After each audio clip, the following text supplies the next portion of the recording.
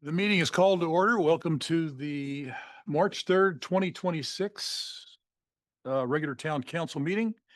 We've had a distinguished visitor who's agreed to lead us in the pledge, David Phelps.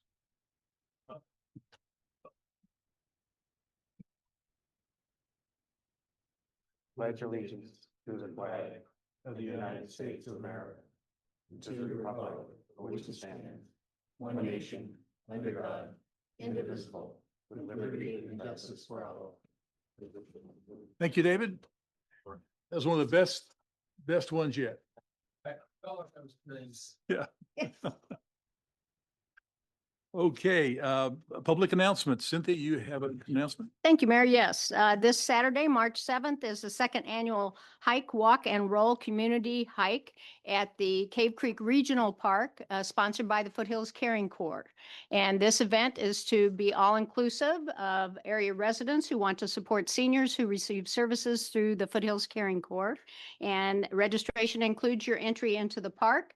We have food trucks, music, Willie the Wonder Donkey will be there, as well as other informational booths. So I would encourage everyone to come and attend. Thank you.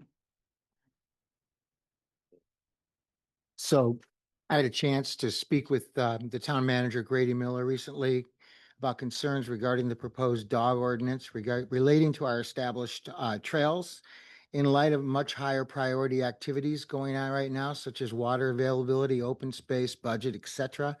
I've decided to request postponing my proposal right now until the fall. I feel bringing this forward at this time would be a distraction with the high priority items mentioned that are going on now. Thank you. Okay, anyone else? You have announcements? Seeing none, call to the public. Bruce Arlen.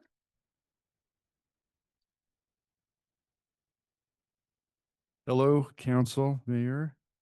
I want to call to the public opportunity to talk about how excited I am, and I know a lot of people are incredibly excited about the open space. It's fantastic, and very hopeful that we're going to pull this off. The only real comment other than that is I'd like a little bit of I don't know what the word would be. Not caution, but not to delay. My instinct is that, and I don't know how much you're leaning on the idea that the mayor mentioned volunteers lined up to try to raise private funds. I don't know if you said private, but that's how I took it. And will that work? Are we relying on private funds too much? I'm only bringing it up. It's literally just a thought, a comment. I hope you're not imbalanced towards trying to raise the money for the needed and wanted open space, that we would find quicker ways to just go get that land as quickly as the process would allow, and just move swiftly. That's my encouragement to you. If we get private donations or those kinds of things, that's more of a cherry on the top thing. That's what I wanted to say. Thank you. Thank you. Patsy Murphy.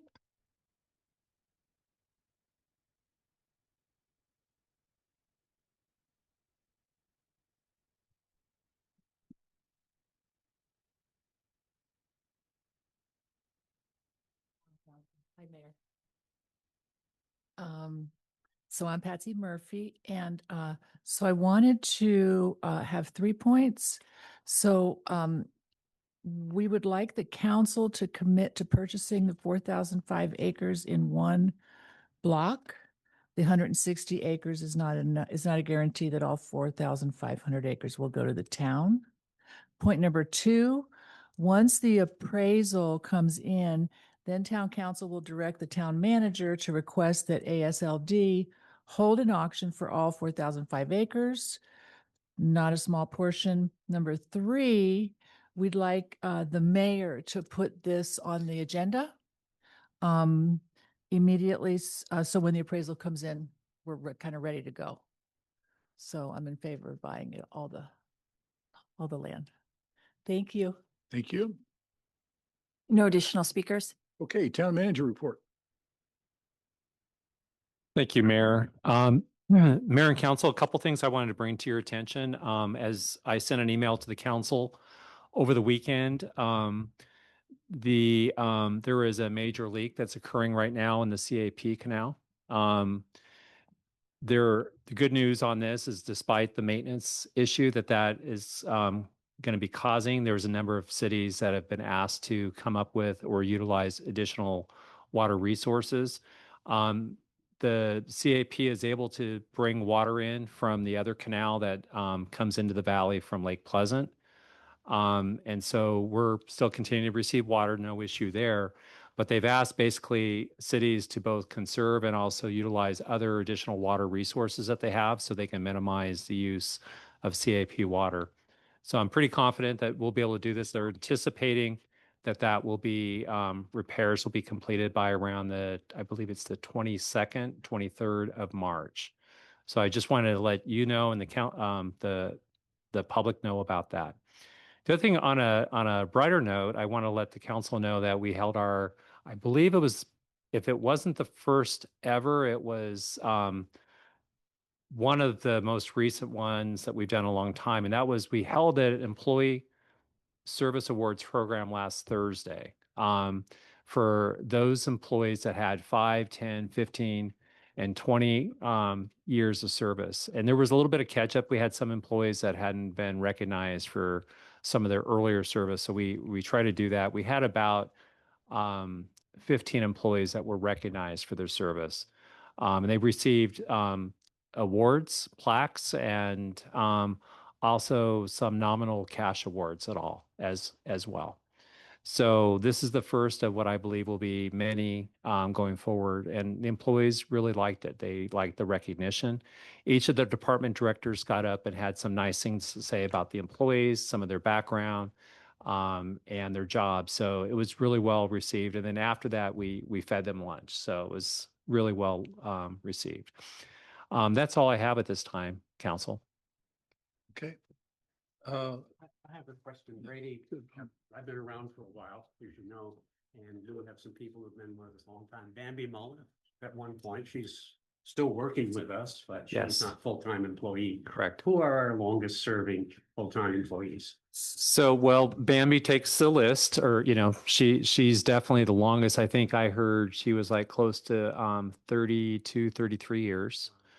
And then in the next grouping would be Marshall Stein, has been going on probably 24, almost 25 years.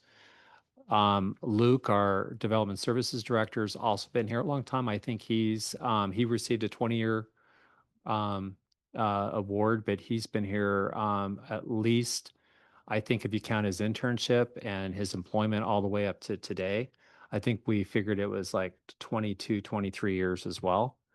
And then, so we have a handful of employees. We also had a 15-year employee from the treatment plant that was recognized. So we've had some longevity, and then we had a number of people. Most of the people were in the 5-year range. And so it's kind of good too, because the cash part kind of went up along with the years of service. So, we try to do it also so that everyone received a round net number.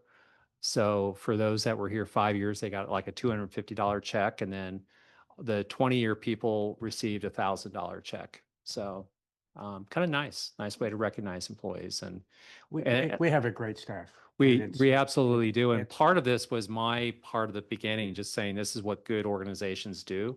They recognize the employees, and we certainly do it a couple different ways. We do it through, the performance bonuses that we do each year.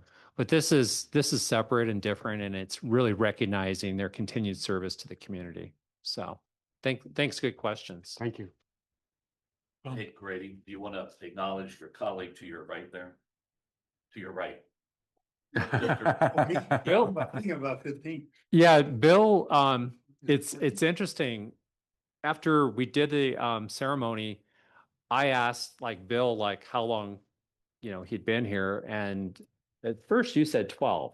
Yeah, but then I think I'm wrong. I think. Yeah, so Bill is going to get some recognition. So even though he's not, paid staff, certainly he's a contract staff and is essential to the team. And he's definitely going to get I think recognized. that's both the 15, you're right. Vince was, yeah. But yeah, Yeah. that would be. Well, congratulations, Bill. Thank you, sir. Anyone else? Okay, next agenda is a presentation of the town's wildland fire preparedness. So if we could continue and I can come back, I know that Chief Tobin was supposed to be here for his, and I don't see him tonight. So he's going to be doing the quarterly presentation on fire, Yeah. and then Well, so we want to wait to this till he's here? Or- so or- put it off? what my plan was to let him do his first and Yeah. so he doesn't have to stay for the whole meeting. Then I do my presentation with him staying here. So if you Okay. had any questions, he would be here to answer questions that Daisy Mountain has, that he can answer. So if you don't mind, we'll continue, and then as he comes in, we can Sure.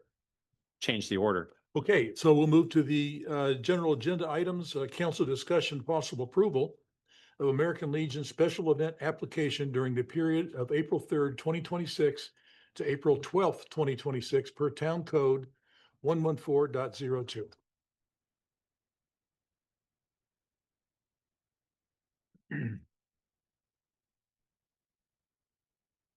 Good evening, Mayor and Council. So this application before you is for the American Legion. We are following the same process as the previous special event requests. Anything over 4 consecutive days has to come to you for approval. The American Legion actually will not be having any additional entertainment. They may have some music outside, but it's mostly going to be for overflow. So people visiting during Bike Week, they want to be able to have them outside to be able to observe what's going on. They did agree to comply with all the additional conditions that council had previously. So they'll have special event signs posted with a contact number, a responsible party, and they'll make sure those speakers for any music they may have outside, that it's turned inward. So, and with that, short and sweet, we do recommend approval. Questions from council? Cynthia? This is more of a general question, not just for this special event permit, but also for special event permits that are approved administratively, as well as ones that come before council.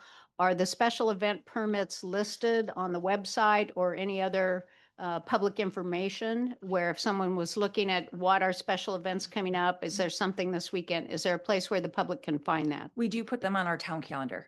Okay. So we don't have them all separated out as a special list, but we do put them on a town calendar. So with contact information for each Okay. of those events. All right. Thank you. Questions? Okay, I'll do this one. Oh, I'm a veteran. And I also belong to the American Legion.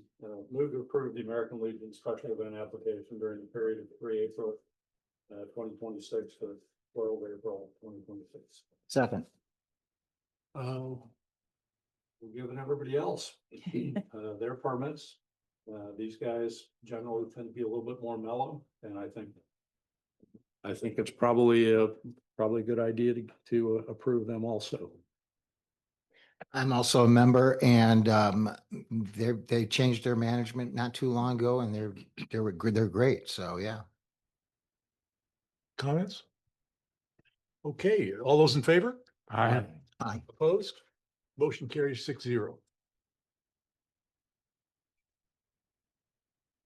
Next is council discussion and possible approval of the 2026 Cave Creek Legislative Policy Agenda and direction to staff to seek an outside firm to represent Cave Creek's legislative interests.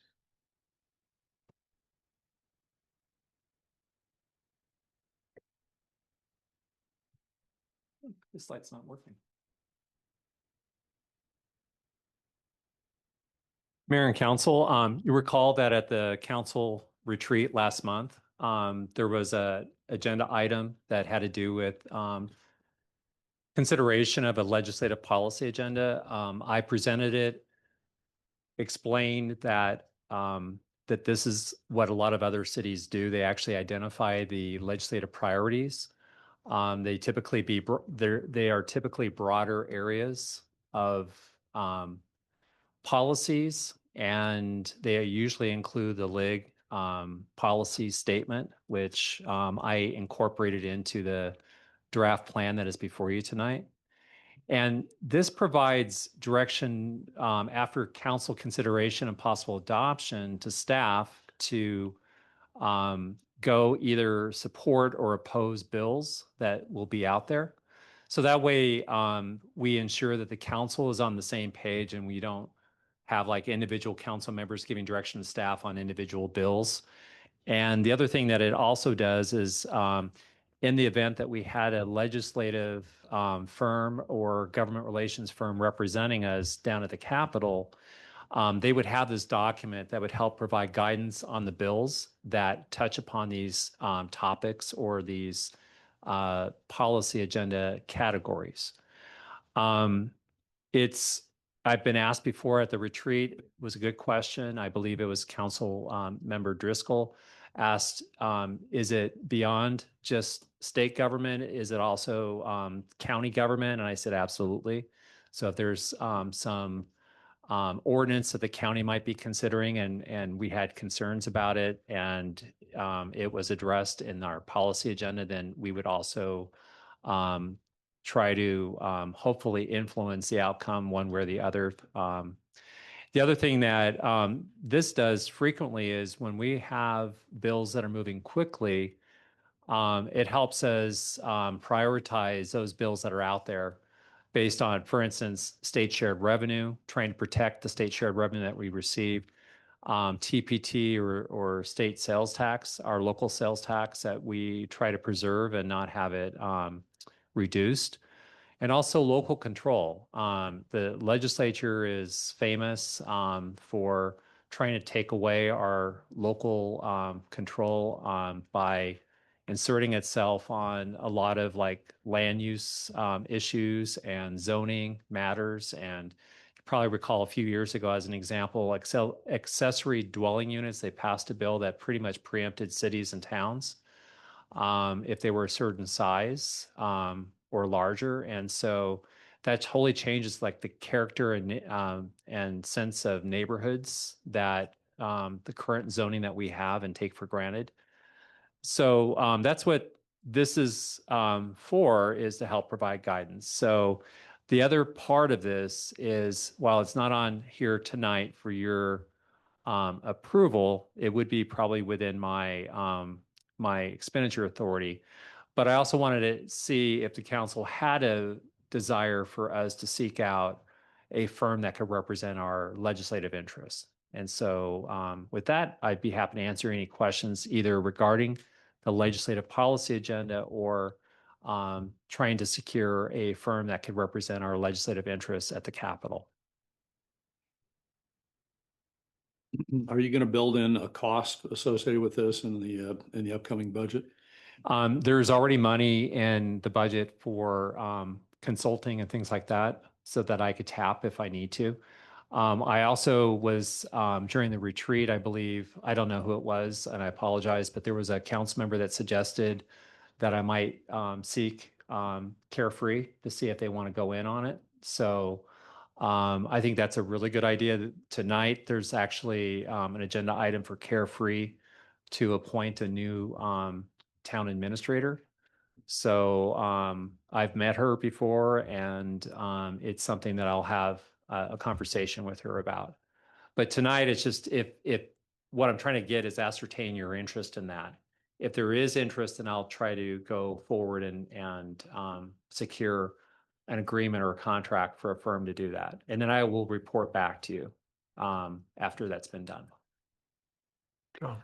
Grady, we're active in the League of Cities, and the League of Cities is very well represented our interests in the future. But do you feel we need to go beyond what the League of Cities can do for us? Councilmember McGuire, that's a very good question. The League and the other larger cities have government like lobbyists and people who actually are representing our interests at the legislature. But what happens is each legislative session, the intergovernmental relations staff of the different cities and the league staff get together and they divvy up. I hate to use the term divvy up, but they kind of identify the bills that they're going to share and that they're going to take priority on. And then they say, well, Scottsdale will take the lead on this and Phoenix will take the lead on this. So I think this actually helps us because right now we're really relying on the league, and the league is really overtaxed with a couple of the staff members that they have. They do a really good job of representing our interests, but I think this gives us some additional, perhaps carte blanche.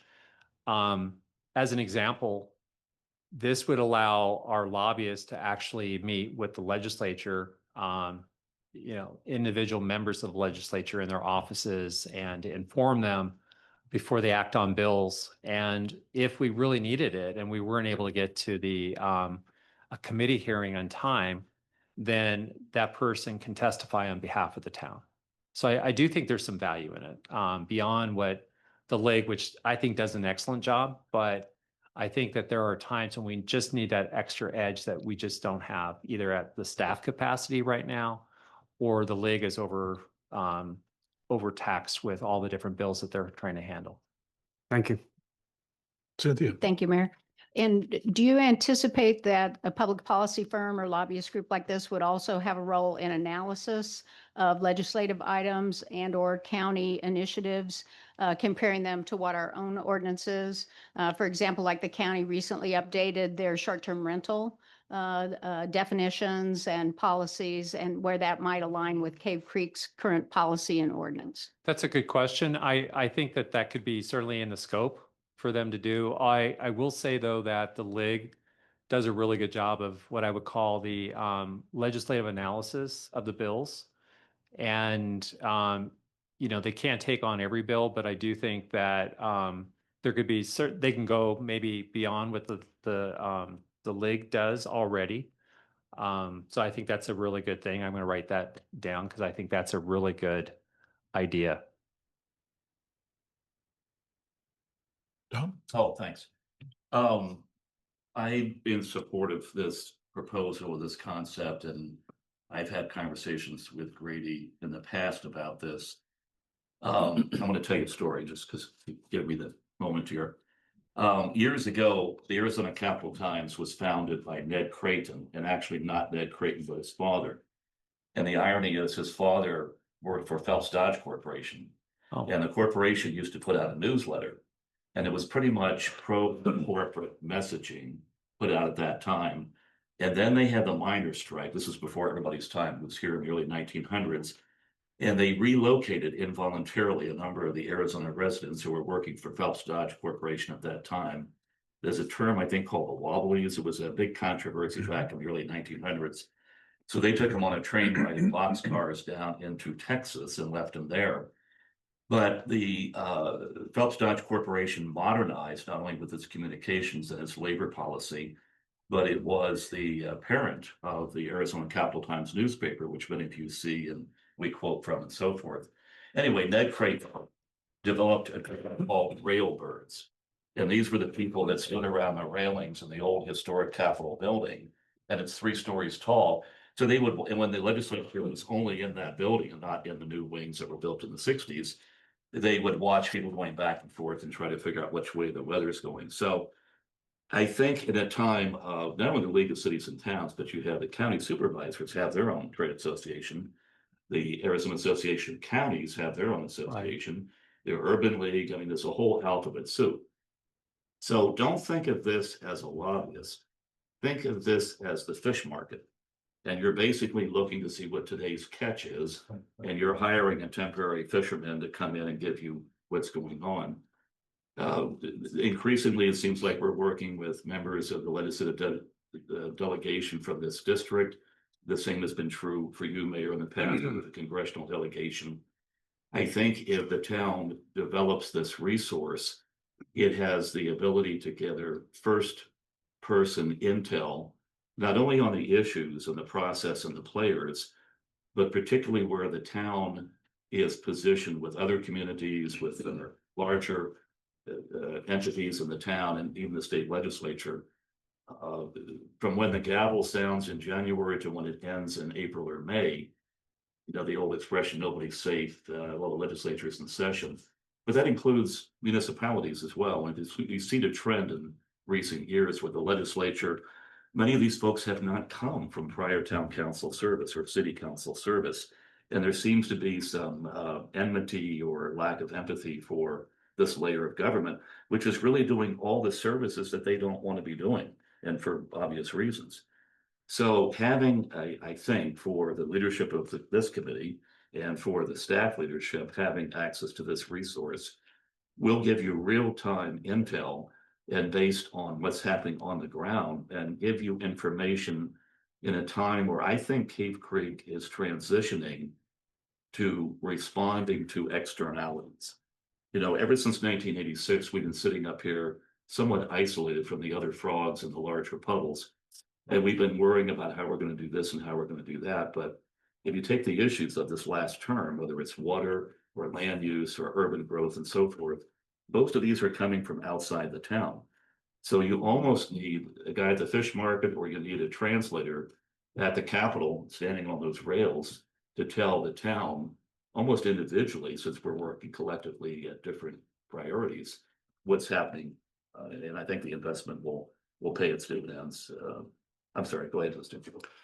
Well, no, I do think this is an important, something we should do, but I also, I want to have it called out in the budget, because if you have it in the budget, it's pretty hard to kill, Right. particularly if you're recommending it. So just a thought.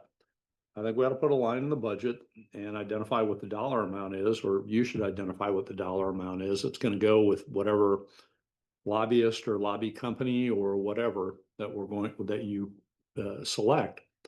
That way we've codified it and future councils can take a look and continue on. I mean, I think that's a good legacy for them. Personal opinion. I'm going to agree with Dusty and Tom. I think we need to do this, and the reason is everything's getting bigger and more complicated. We don't have a presence down there at the state capitol. This would give us a professional person who's there constantly, who would look out for us for our best interests. So I think it's a no-brainer. Did you want to say? I think it's a good idea. I think you've responded well to the concern I had and explained well why going above and beyond the league represents Cave Creek well.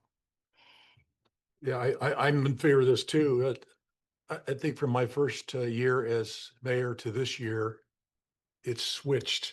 Used to be 20% outside and 80% in. Now it's 80% outside and 20% inside. So it's something we need. The two things on this, I'd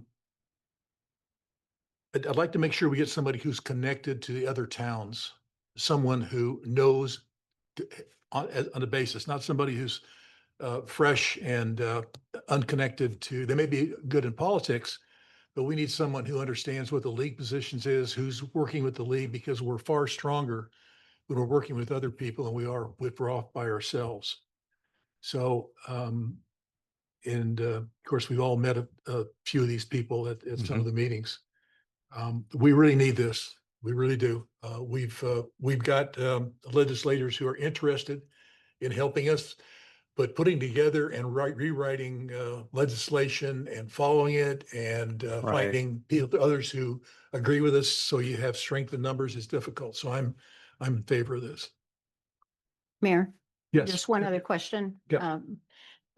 Is this the final draft of the Cave Creek legislative policy? Yes, and if there's any edits that you wish to make or take off, now would be the time Okay. for adopting it. On page 6, the last line item under water, support legislation that addresses or improve Cave Creek's water situation.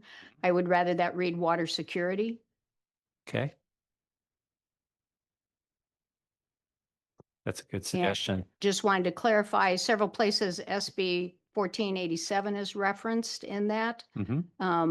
So I know some of that may come back through legal counsel for review as it impacts, but should that be broadened at all beyond just the specific elements in 1487? 1487, just for the sake of the council and the public who are here, It's just really bad legislation. So what it basically says is that any city or town that adopts an ordinance or law that might be more restrictive than what's either not addressed currently right now or by state law can be challenged by a single legislator, and you could possibly lose your state shared revenue if you refuse to change or budge on it. 2 sessions ago, they tried to even broaden that so that town manager, administrative regulations, and superintendent regulations of school districts could be challenged by individual members of the legislature. And fortunately, that went down, but it went down very narrowly. And so I think 1487, if you have another, maybe 1487 and other similar legislation would be better. Is that where you kind of headed? Okay. That we could certainly make it a little bit broader.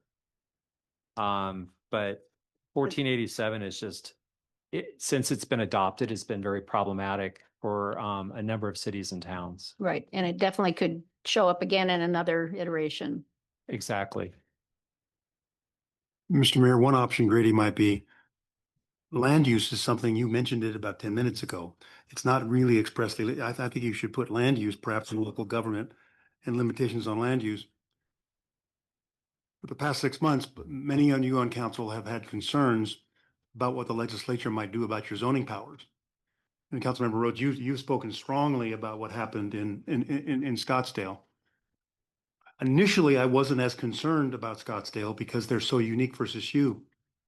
But I've been working on a memo analyzing what the state could do and state land and the legislature could do concerning your open space. And when you juxtapose those powers, and I actually found a bill where they are proposing to create a committee to oversee the land department, to terminate the land department in 5 years, to require the land department to have 5-year disposition plans, and this is the one that's troubling, and to include requirements for residential development. That's a threat to your open space. And so I think what we need to do is, I would just say add and land use up here in this first one. Well, I think it's actually covered if you look at neighborhoods and quality of life Okay. issues. It says oppose legislation that would limit or curtail the town's current zoning authority, Okay, particularly yeah. in residential areas. Well, let's do open space and open space. Okay. Yeah, yeah. So, but zoning is addressed, so, Okay, yeah, you're right. Then add open space there. and I'll put and open space. Good suggestion. Okay, so do you have any issues with any of those recommended? You're willing? No, to- I good suggestions, and I was taking notes. So the other thing I didn't mention, which is the norm when you have these types of services, is that you have the firm, the representative that will be there, the boots on the ground, will actually come before the legislature session or legislative session starts in January, usually in December, just for them to check in, to make sure that if there's anything that may not be already contained in the legislative policy agenda. And by the way, this will be updated in December of every year to make sure we're catching, what the LIG would have passed at their policy statement in the summer at the conference.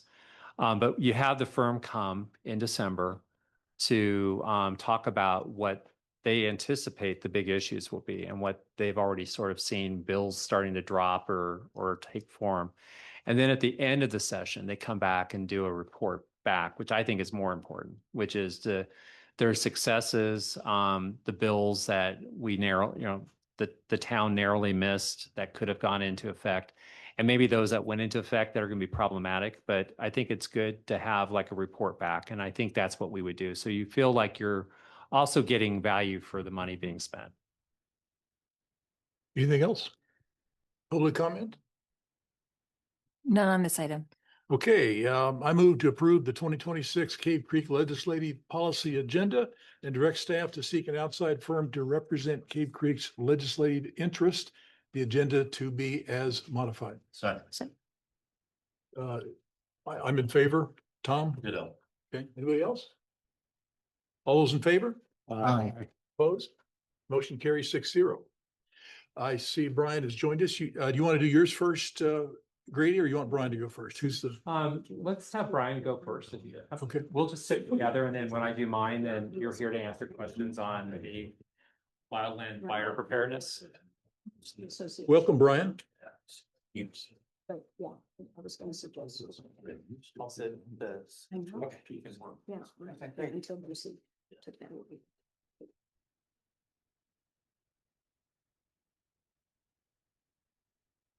Or is this all set? Okay. Well, I guess here we are. Here we are, first time without my friend Jim Ford quarterbacking the whole thing. So Grady and I will get through this, I'm sure. I come before you for the quarterly report. My staff tried to put it in the same format that you're used to seeing it provided by Jim. So we'll do the best we can to go through this with the same vigor and laughter and humility that Jim Ford would have done if he were here. So appreciate you having me here. And again, I apologize for my brief tardiness. So this is the second quarter fire and EMS report for your information. Again, mostly the same type of information that you're used to seeing. Nothing out of the ordinary on this quarter compared to others. You can see the types of calls that we go on, how many town incidents we had, and then how many times the automatic aid system has assisted the town, and how many times engine 147 had assisted the automatic aid system. So you can still see that even though we don't keep track, it's not tit for tat. You can see the bang for the buck from the automatic aid system to the town of Cave Creek usually ends up in your favor. We continue to be very vigorous with our different types of training that we provide to our members, and those numbers are totaled there for you as well. Here's the visual look at it for fiscal year 2025 second quarter incidents, and then total by types. Again, no surprise here. The interesting thing that I'm sure doesn't come as any surprise to you is this 30%, 28% special operations calls. Most of those that you're going to see are our responses to spur cross for hiking related incidents. And then secondly would be natural gas leaks that are reported that way that we respond on as well. But you'll see a lot of our service that comes into the town, including our response from the automatic aid system, helps us with our incidents in spur cross. Brian, if I may, I understand that there was an emergency that happened at Spur Cross a few days ago. I think it was the rescue. A rescue? Yes. Yeah. Late last week rescue. Yeah. There's many. So is there a specific? No, I just happened to be Oh. with the Spur Cross supervisor when it was going on, and he mentioned that something was going on and hoping for more information. Okay, so the more information on that would be similar to the other ones that we've had. They're mostly all related the same. And that one, I think it was a hiker that fell and was injured and was unable to continue to walk down, but was injured in a minor perspective to where MCSO helicopter, which we call Fox. Yeah. It's their jurisdiction for search and rescue in Maricopa County. Your park system and Spur Cross is Maricopa County's responsibility when it comes to those types of incidents. So we support their air operations whenever they're actively pursuing. So as you know, or maybe not, every 911 call is initially answered by Maricopa County Sheriff's Office. They are what's called the public safety answering point. That's the way it is in every jurisdiction. The law enforcement operation answers the phone first. So if you were in Phoenix, Phoenix PD would answer the phone, right? And they're going to ask you a question, fire, police, EMS, right? You're going to say fire, they push one button, it goes to the fire dispatch center. In Maricopa County, in Cave Creek, when a caller says, I have a hiker down in Spur Cross, well, they're going to stay on that call for a while before they send the button to us, because of their responsibility for search and rescue in Maricopa County. But we work very closely together. Once they send the call to us, in many cases, they're already starting to deploy, as you might, if they're not in the air, they begin to head towards the air. And in this case, they were the first unit to respond. They were the first unit to make contact. They load that person into the helicopter. It takes us to the landing area that you have created over at Spur Cross. We have our engine company with paramedics and our ambulance waiting. They transfer that person to us. They don't do medical. So that helicopter doesn't transport people to a hospital. They don't have the purview or the CON for that use. So they bring them to us, and then we take the disposition from the time that they land at our designated landing zone, which, because of the work that we've done ahead of time, we can secure very easily. So Daisy Mountain Fire, we have specialized people that help with helicopter operations, as Phoenix does. But because we work with Maricopa County Sheriff's Office, it happens much quicker than it does in other jurisdictions. So we help them land. That person was transferred to us and refused transportation to the hospital, right? They either got their own transportation there or didn't go at all. And many times that's the outcome of these incidents. Of course, you've heard of there's certainly bad ones that occur where there are medical emergencies, but in many cases, they don't go by ambulance to the hospital. We've actually had 3 people who died. Yeah, sure. Across. Yeah. 2 of the 3, as I understand, were people who were out in the summertime, did not know their limitations, and the services that you and the county provide are so important. Yeah, thank you for that. But yes, there are medical emergencies that we transport those to. But as you also know, many of them are not. They're either dehydrated, unable to continue, lost, right? Not necessarily medically related. Yeah, minor injuries that the Fox helicopter is very helpful with those. But as you know, that's a risky operation. We just lost a helicopter crew in Flagstaff. So it doesn't come without a certain amount of risks, but that's what Maricopa County Sheriff's Office does. Thankfully, they're a good partner, but they land in the middle of the desert. They'll pick people up and move them to a landing zone. Sometimes they have to long line, which means they send a rescuer down the line, and then they lift them back up into the helicopter, and then they go land. It all just depends on what the terrain is that they respond to. So that leads into the question I was going to ask. Okay. Have any of our first responders ever been injured, or when you say at risk in serious danger that you know of in any of our parks? To my knowledge, I have no knowledge of any of my members or rescuers got injured during these rescues. One other question, is the rescue procedure different between the regional park in Spur Cross and Black Mountain? Since Black Mountain, the top of it is Maricopa County, but it's under our jurisdiction, the bottom. It would not be any different. We've had instances in Black Mountain. We've operated with MCSO the same as we would in Spur Cross. Yes, it's the same response. Thank you. Yeah. Anyone else? Okay, thank you, Brian. So again, here's significant incidents that have occurred.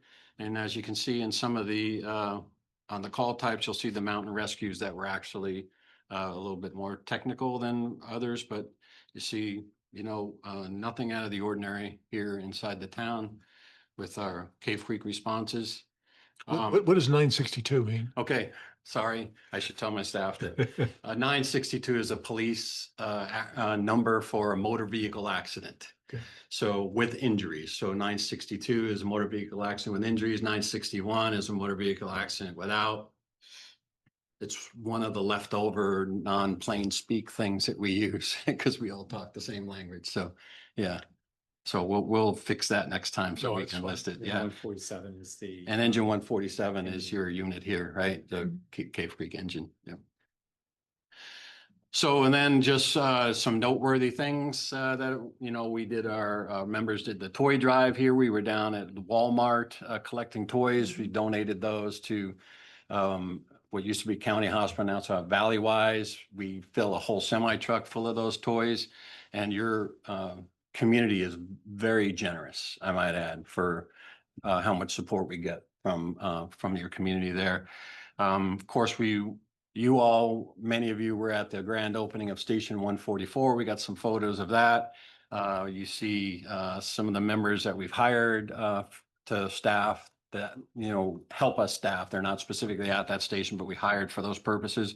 So we're super excited about that, and everything is going great with that station as well. So we're pretty happy about that. So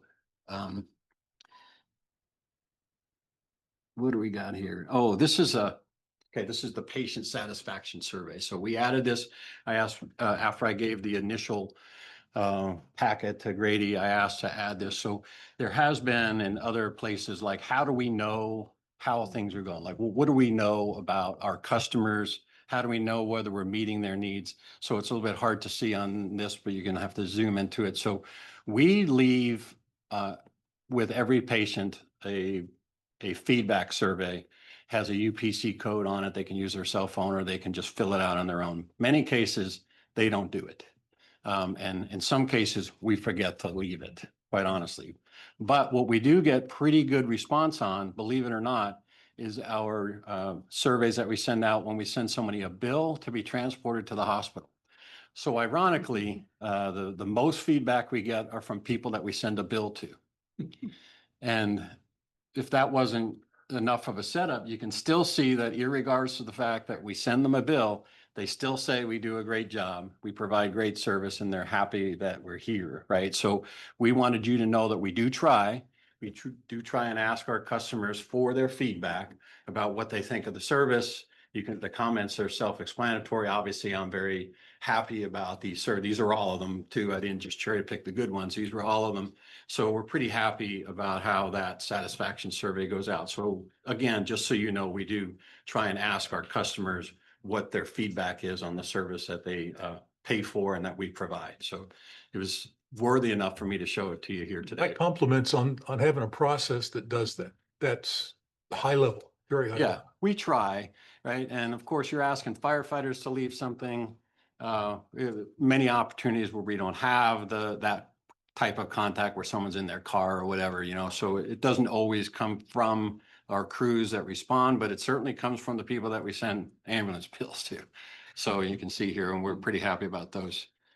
The other thing that, and this is the last slide, I think, is once again, Daisy Mountain was awarded the Arizona Department of Health Services premier level agency for EMS providers, and we're pretty happy about this as well. So we just wanted you to know that we continue to be recognized. Most of this has to do with data collection, and we collect data from our beginning of the call to the end of the call, and everything that happens in between it, so we can report to DHS about the type of call that we go on and what the outcomes are. And they award these certificates annually for those that have met the standards according to the Arizona Department of Health Services. And so we just wanted to let you know that we received those accolades on this last reporting period. Congratulations. Yes, thank you so much. And I think that's it, right? I think so. Thanks, Brian. Yeah, and here's the letter. So Great. So Brian, if you can put up the other. Kudos to the CERT team. Okay. They were out at Spur Cross on Saturday, and they did a really good job handing out water. One of the things that I was actually surprised, it was probably about 80 degrees out there on Saturday. And I was actually surprised at how many people weren't bringing water, including myself. But I was riding a horse, so it's a little bit different. But yeah, the CERT team was doing a great job out there. They looked like they passed out a couple of cases of water. I just want to say kudos for it. yeah, thank you for that feedback. We have a great community emergency response team. We've advertised that anybody in the town or in the district can take our classes. We do them twice a year.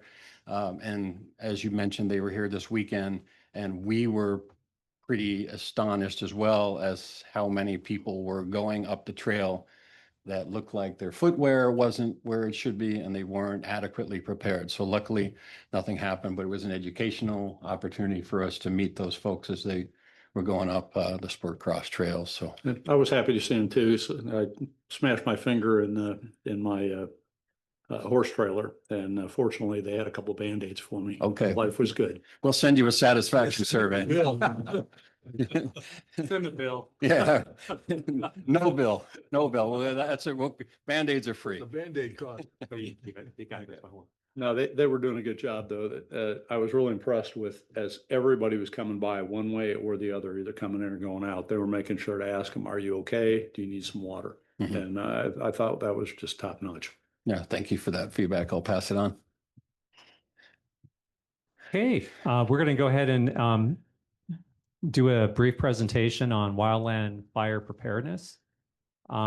Normally, again, this would be something as Chief Tobin mentioned that Jim Ford would be doing, but Jim's no longer with us, and we're going to kind of go over a slide that actually kind of talk about what we're doing with Jim being gone and how we're divvying up some of his responsibilities and assignments. So, but going forward, this is the time of year as it starts warming up that we start trying to be a little bit more vigilant towards planning for wildland fire season.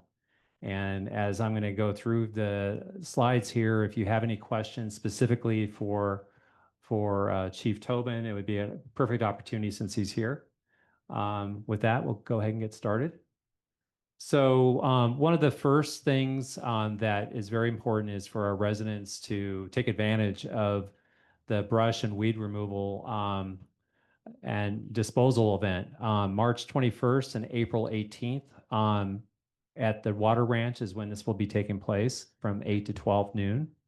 The staff will be staffing that, and they have a chipper and they have large roll-off containers for the waste. And we ended up having this go a little bit later this year because last year we did find that the first one that was in February didn't get the number of people. It just was not warm enough for people to really start paying attention to the warm weather and the need to do this. So we're confident that these dates are going to work really well as we're kind of experiencing a warmer time right now. And we have taken away, and I'm trying to remember, you probably saw when Public Works did its quarterly report, they talked about the tonnage and the amount of money we saved residents by doing this. And Hal, do you remember what the savings was in terms of dollars if they were to do this on their own? It was something that was just astronomical. Yeah, I mean, I was thinking it was like close to 100,000 while we're able to take advantage of our rates. And by doing it the way we're doing it, it's much more cost effective for everybody. Daisy Mountain Resources. So, 5 years ago, we didn't have Daisy Mountain as our provider. And now we have not only our local fire station, but also the deployment of the Daisy Mountain staff brush truck. And that is really great because that is very nimble, very, it's located where it needs to be. And it's able to immediately mobilize the first sign of any fire that might be taking place.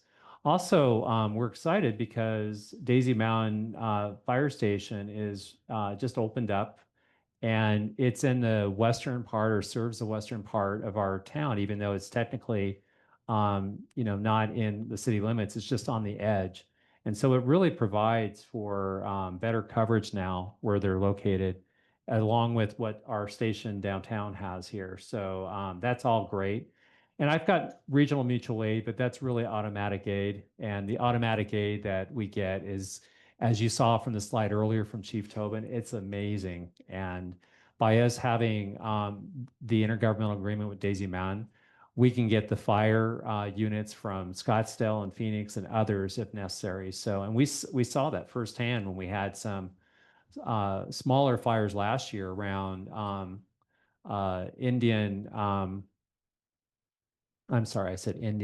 Schoolhouse Road.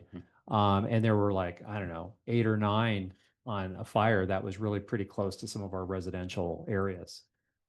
We also have really good working relations, both the town and also Daisy Mountain, with Tonto National Forest Fire Service. So they were actually very helpful when we had some of those fires that were up in the hillside area bordering the town in the Tonto National Forest a year ago I think it was January. Mhm.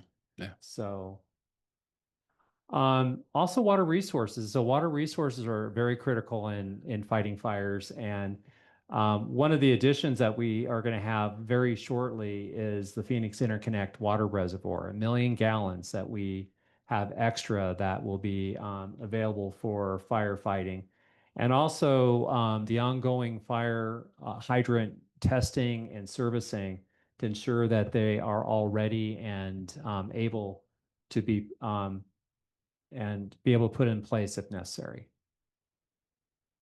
Part of this wildfire prevention is our messaging. And how do we do it? Well, we use the town newsletter, the Prospector. In fact, we have an issue about ready to go out, and it's not the one that you see on the screen in front of you, but again, it's really hitting home how the town is ready for the season coming up, but also how the residents all have a responsibility as well. It's not just on the town. We use our social media and website, as well as our local newspapers, and also the digital street message boards. You probably have seen the messaging in the past about chains and being careful and hot work. So that's it. And then as you probably saw at the State of the Town, the mayor did a really good job of hitting home not only all the things that the town is doing, but also the responsibility that residents have for ensuring that they have defensible space around their structures and their homes. And then again, encouraging residents, as I mentioned earlier, to prepare for wildfires. So we're very fortunate that a number of homeowners associations have gone through the FireWise certification process. And I believe we have about a half dozen that have gone through that. And we have one, I think, that's about ready to go through that. And then once they go through the process and they get certified, then they need to maintain that certification. So they need to do that. I believe, do you remember, Brian, is that every 3 years? Firewise? Yeah. I don't recall the timeline on that. Luke knows, and I'll show you the slide. We have had the assignment shared with other staff. Also, fire level awareness. We put the signs up, particularly in the extreme danger, so people are aware as they're driving into town. These signs are all at the entry points into the town. And then we just have had a update to Code Red. Code Red is they used to be called like a reverse 911 system, but it's basically our emergency notification system. And Code Red will, whether you're registered for it or not, depending on the type of emergency, if you have like an evacuation notice, for instance, for a fire, and it's kind of a geo-coded notice, it doesn't necessarily have to only go to just those people who have subscribed or registered. In that type of an event, anybody that is in the area will supposedly get a notification either through text, voice message, or emails. And I don't know how they have the emails, but definitely they can do it through text messaging and emergency notifications. And then communications during a wildfire event. Obviously on the town side, we have our social media, and we have used those. I remember when we had the Hillside Fire last January, and because of a lot of the concerns that people had after the Los Angeles fires, we were pushing out messaging all the time on social media, as well as our town website. Bo has the communications role as our official public information officer. But also Daisy Mountain really takes the lead on these types of incidents and communicates with us, and then we share the information we can with our residents. And then obviously, whomever takes the lead in the fires, if it's like Tonto National Forest, then it'll be like their communication staff that will take the lead, but they'll feed the information to all the other communication staff from the different agencies.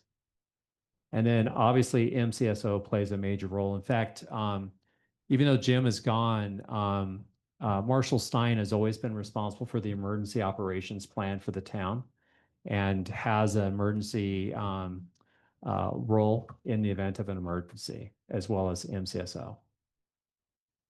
And then, as I mentioned earlier, for wildfire preparedness coordination, the left column there, those are the former duties of Jim Ford, and fire staging is now Adam Hicks, our chief building official.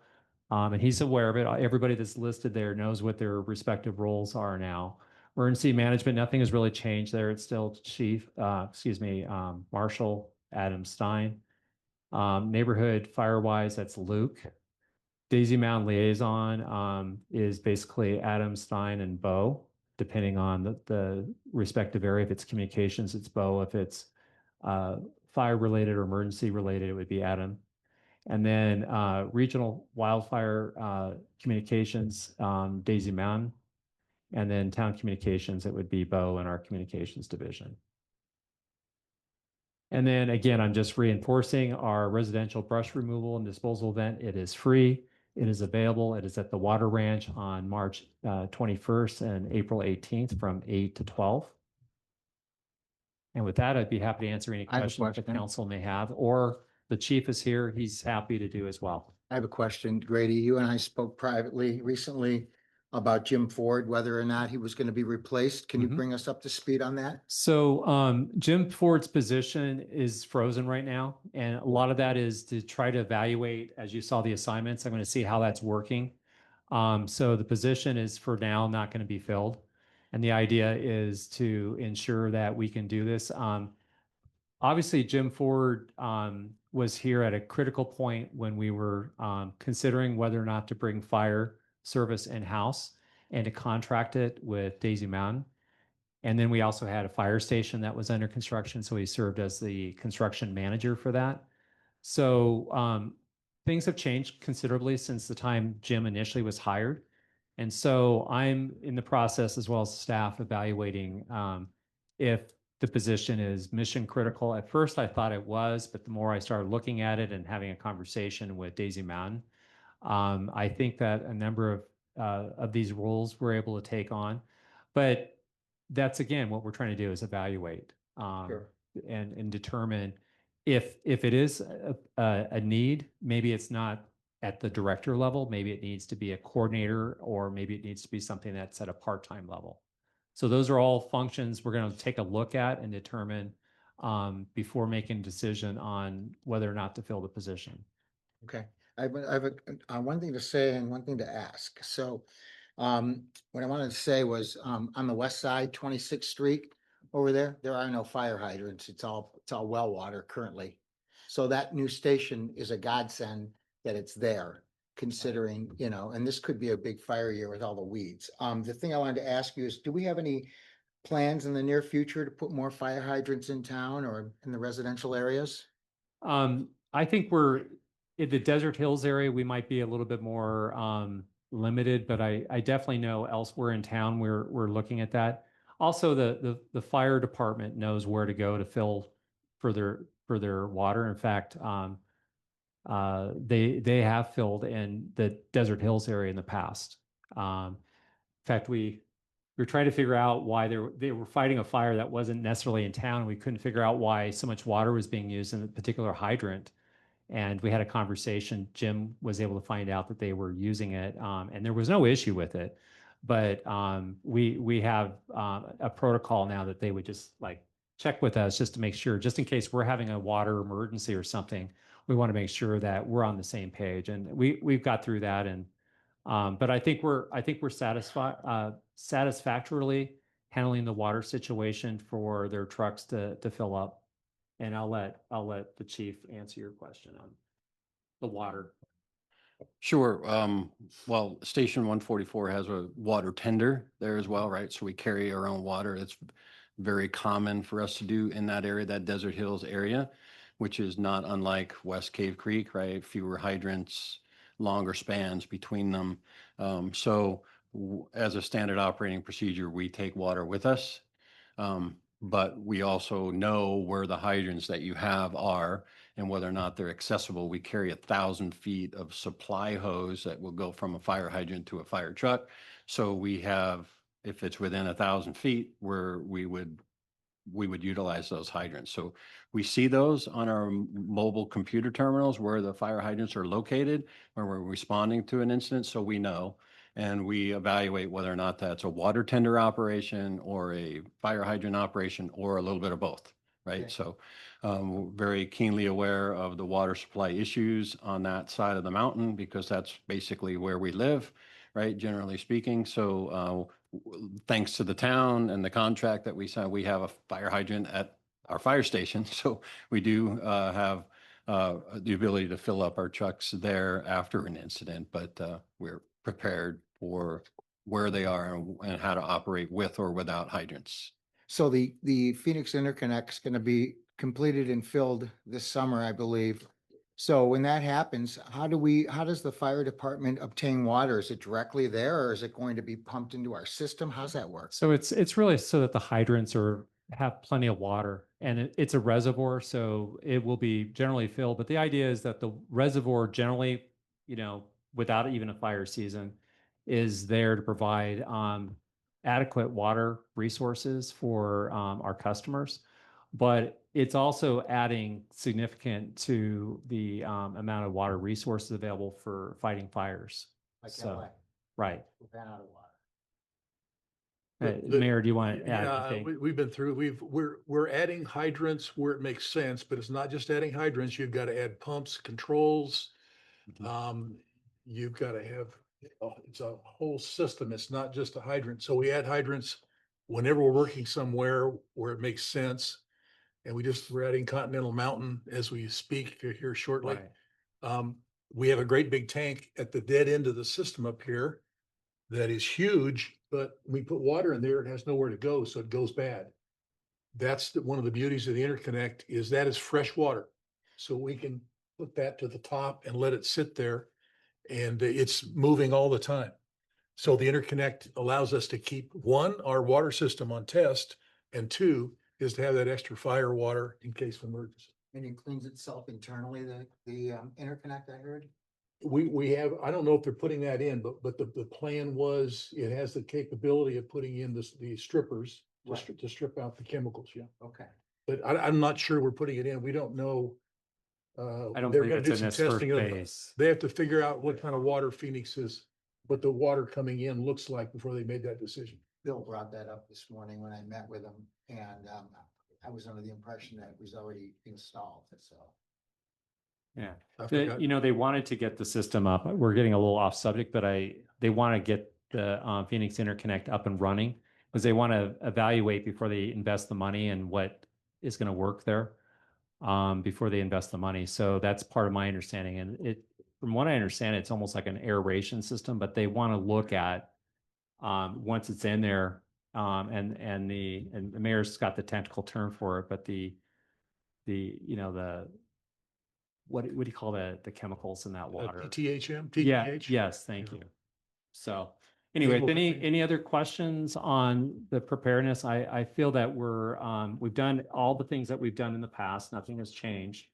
But I do think that there have been some significant enhancements, the fire station coming on board in the west side, and then I think the Phoenix Interconnect. I think those all add to, I think, a confidence level in the town that we are definitely going in the right direction.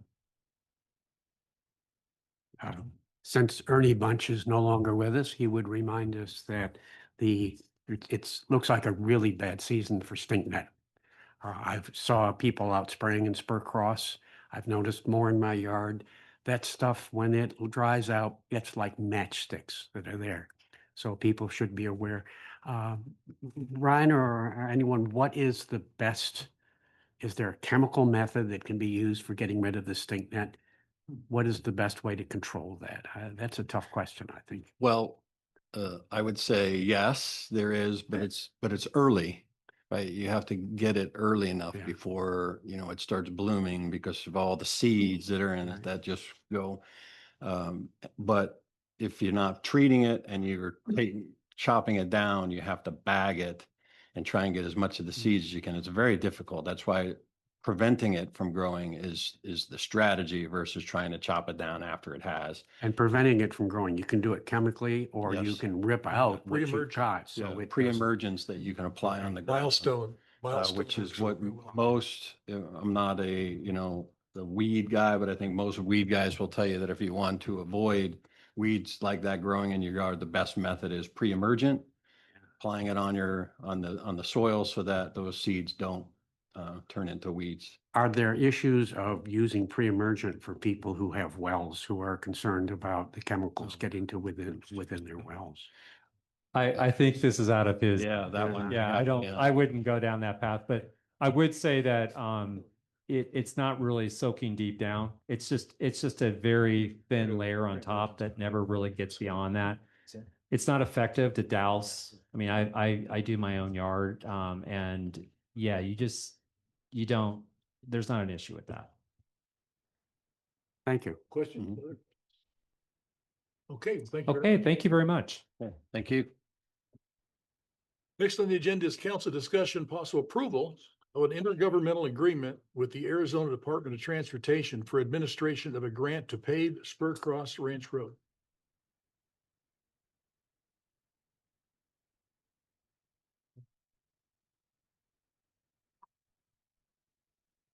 Good evening, Mayor and Council. This is actually, let's see, do we have our screen coming up? It's actually the intergovernmental agreement with ADOT.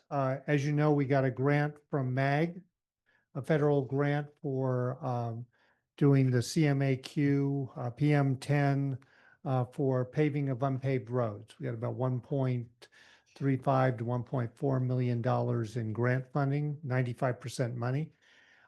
We are not allowed to do it ourselves. So ADOT is going to be our agency. So as a background, the town started with a petition from the residents along Morningstar and 54th Street requesting that the road be paved. Town budgeted for the work, but due to low priorities, we didn't do the work. So we sought alternative funding, and the town was awarded the PM10 grant in early 2025 for fiscal year 26. We're now in fiscal year 26. What did I do? Hit the wrong button or? Okay, so did I hit the right one? Okay. The town, after consultation with MAG, we decided to take the design out of the contract. The design was going to take 18 to 24 months for ADOT to do the design.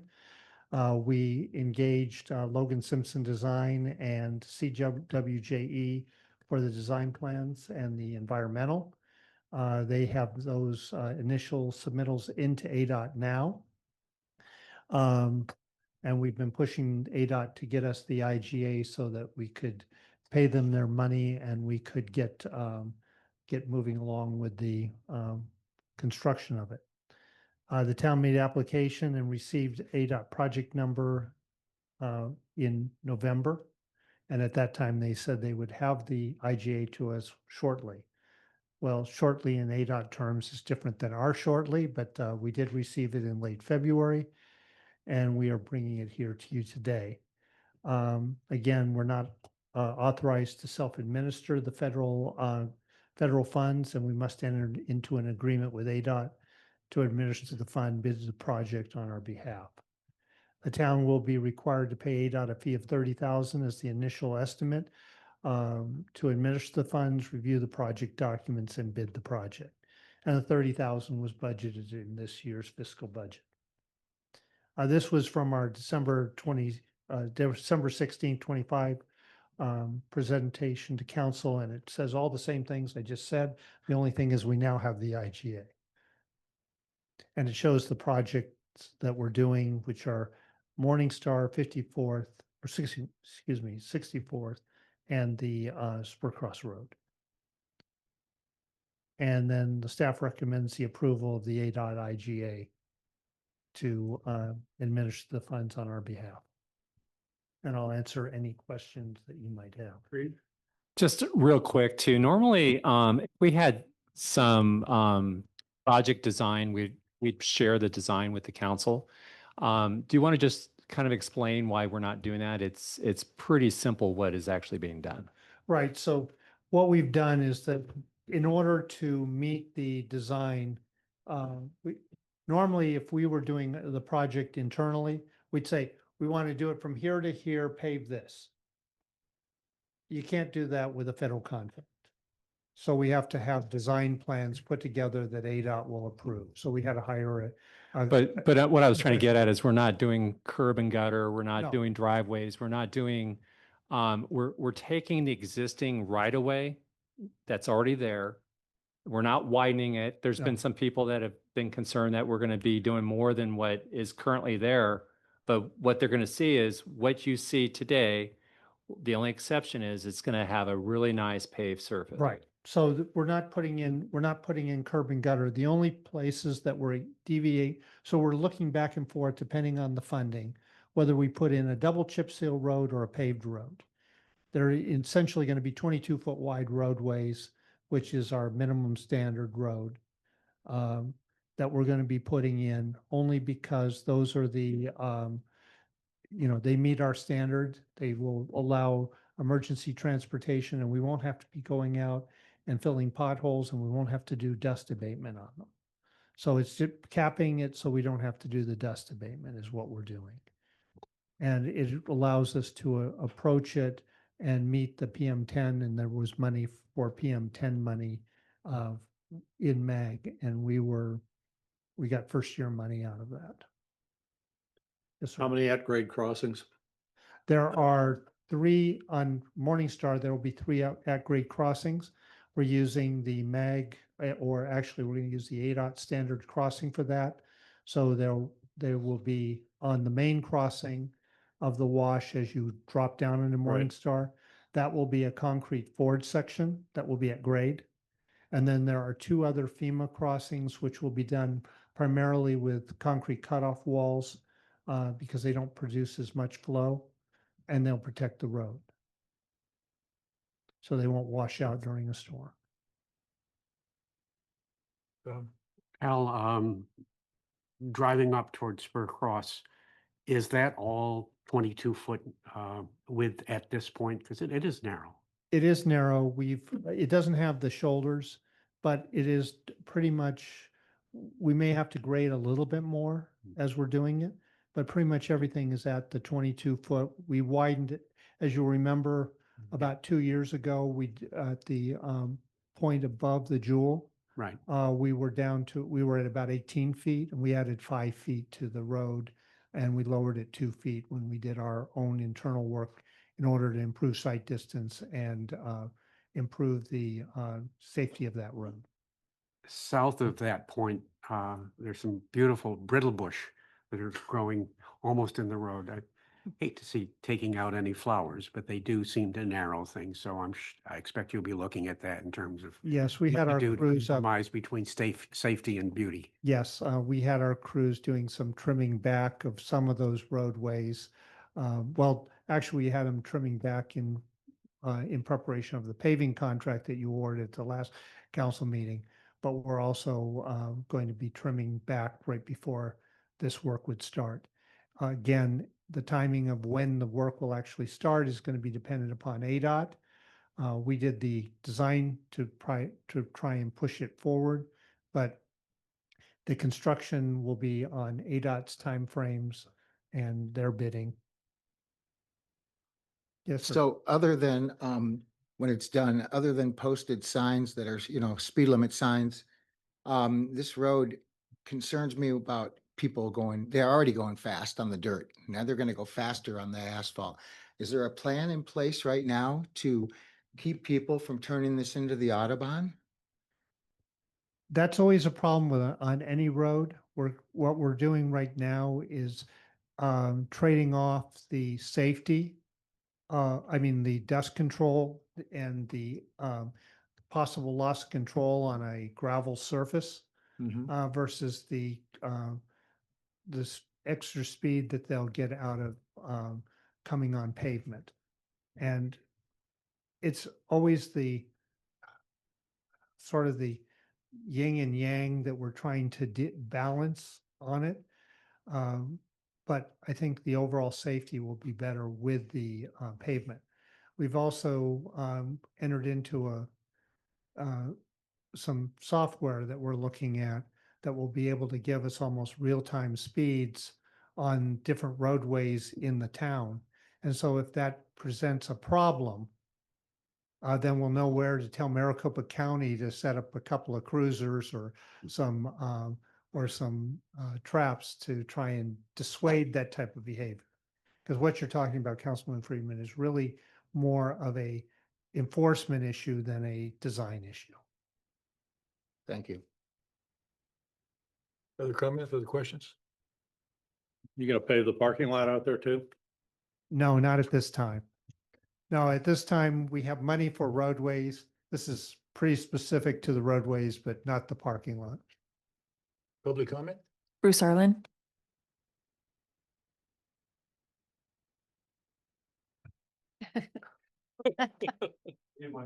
Just for you. Yeah. Bert.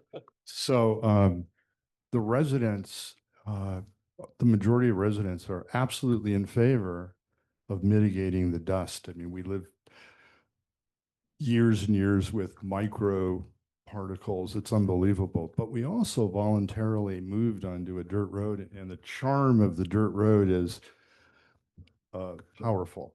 It's fantastic. So I'm in favor of the paving.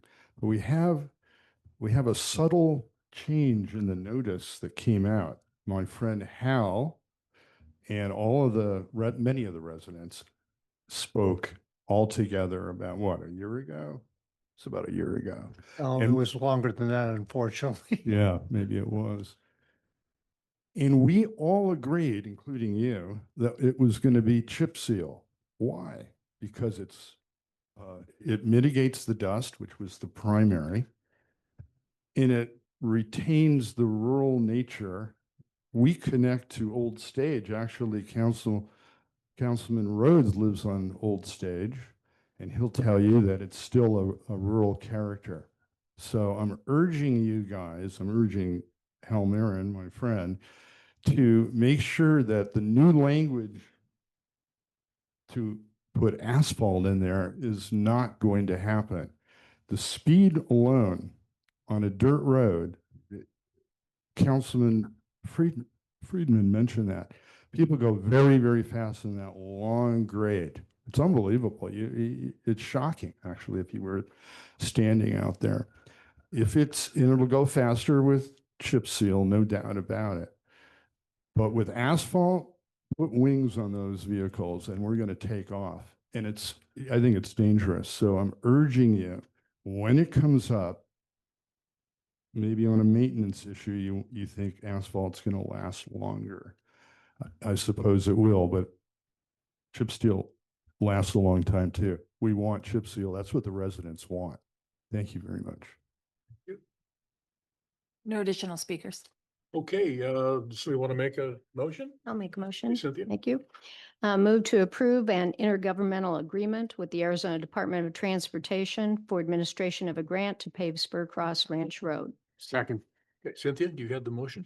Yeah, I agree. It's a good project to move forward on and appreciate staff pursuing the grant to make it happen sooner rather than later. Tom? Actually, I'd like you to amend that because the Okay. IGA is actually for Morningstar, 54th, and Spur Cross Ranch Road. Okay, It's all three projects that are part of the IGA. So amended? so amended. Tom? Appreciate your sensitivity to the community in terms of doing what you can to preserve, keeping Cave Creek. As we grow, it doesn't get easier. Other comments?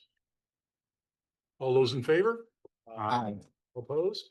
Motion carries 6-0. That completes our agenda. One thing I do want to remind people, on March 10th, there is a major fundraiser for the museum, the Miners Dinner at Harold's, and I encourage everyone to go there. I commend Grady for coming forward with support from the town.